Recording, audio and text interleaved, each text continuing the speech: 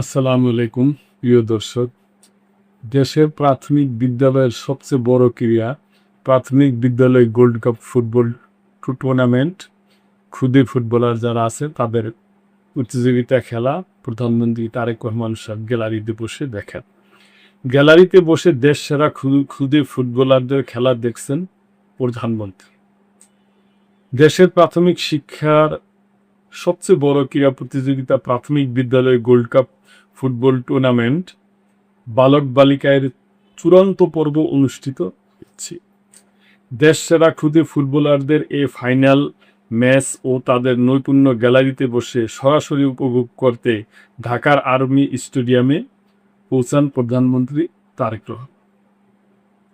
শনিবার বিকাল 4টার দিকে প্রধানমন্ত্রী স্টেডিয়ামে পৌঁছান। পরে তিনি ক্ষুদে শিক্ষার্থীদের নিয়ে জাতীয় পতাকা উত্তোলন করে। সারা দেশের 65,000-এর বেশি সরকারি প্রাথমিক বিদ্যালয় থেকে ধাপে ধাপে বাছাই শেষে মোট 4টি প্রাথমিক বিদ্যালয়ের শিক্ষার্থীরা এই টুর্নামেন্টের ফাইনালে খেলার গৌরব অর্জন করেছে। টুর্নামেন্টের বালিকা ও বালক বিভাগের শিরোপা নির্ধারণী ম্যাচে বালিকা বিভাগের ফাইনালে মুখোমুখি হবে ময়মনসিংহ নান্দাইল উপজেলার আচারগাঁও সরকারি প্রাথমিক বিদ্যালয় ও পাবনার সাথিয়া উপজেলার জোরগাছা ইউনাইটেড সরকারি প্রাথমিক বিদ্যালয়।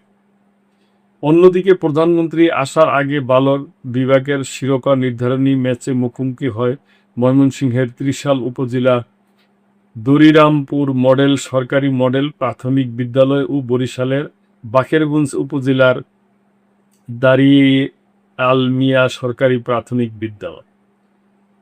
এই খেলায় দরিরামপুর মডেল সরকারি প্রাথমিক বিদ্যালয়কে 1-0 গোলে হারিয়ে ইতিমধ্যে চ্যাম্পিয়ন হয়েছে দারিয়াল মিয়া সরকারি প্রাথমিক বিদ্যালয়। গত বৃহস্পতিবার আয়োজিত এক সংবাদ সম্মেলনে প্রধানমন্ত্রীর শিক্ষা ও প্রাথমিক ও গণশিক্ষা উপদেষ্টা মাহাদি আমিন টুর্নামেন্টের বিস্তারিত তথ্য তুলে ধরেন। জানান, গত 6 এপ্রিল শুরু হওয়া এই বিশাল প্রতিযোগিতায় দেশের 65,342টি সরকারি প্রাথমিক বিদ্যালয় থেকে 11 লাখের বেশি ছাত্র ও 11 লাখের বেশি ছাত্রী অংশ নিয়েছে। তিনি আরও জানান, একেবারে গ্রাম পর্যায়ে থেকে শুরু করে ইউনিয়ন, উপজেলা, জেলা ও বিভাগীয় ধাপ পেরিয়ে দীর্ঘ লড়াই শেষে সেরা দলগুলো ঢাকায় চূড়ান্ত পর্বে জায়গা করে নিয়েছে। তৃণমূল পর্যায় থেকে ফুটবল প্রতিভা খুঁজে বের করার এই উদ্যোগ ভবিষ্যতে আরও বড় পরিসরে আয়োজন করা হবে।